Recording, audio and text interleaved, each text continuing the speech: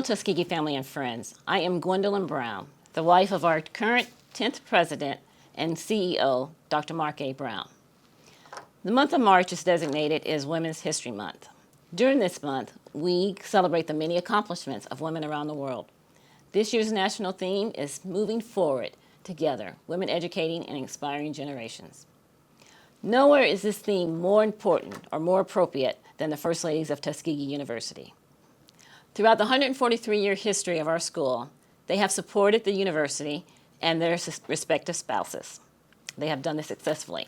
So by highlighting their dynamic lives, you, just as I have, will be able to visualize and appreciate their framework, dedication, and to use my husband's favorite word, grit. This month, we will highlight each of these First Ladies and their valuable contributions. We will begin today with the first of the First Ladies, Mrs. Fannie Smith Washington. Mrs. Fannie Smith Washington met our first principal, Booker T. Washington, in their hometown of West Virginia.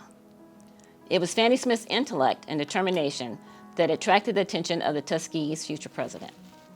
In fact, Principal Washington was Fannie Smith's teacher at Hampton Institute. Shortly after graduation, Fannie married Principal Washington. Together, they started Tuskegee Normal School. The new Mrs. Washington began as an educator. This allowed her to focus on broadening the curriculum for female students and the home economics program. Her husband described their symbiotic working relationship as Smith's dedication to the school's early stages, stating, "From the first, she most earnestly devoted her thought and time to the work of the school and was completely one with me in every interest and ambition." Fannie helped ease her husband's burden of managing the school. To his friends, he expressed several times the great comfort his family was to him.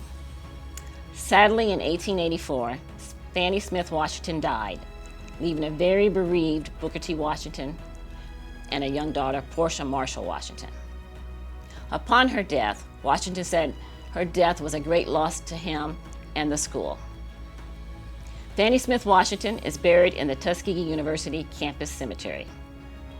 In this Women's History Month, we honor the dedication and, yes, grit of our First Lady, Mrs. Fannie Smith Washington.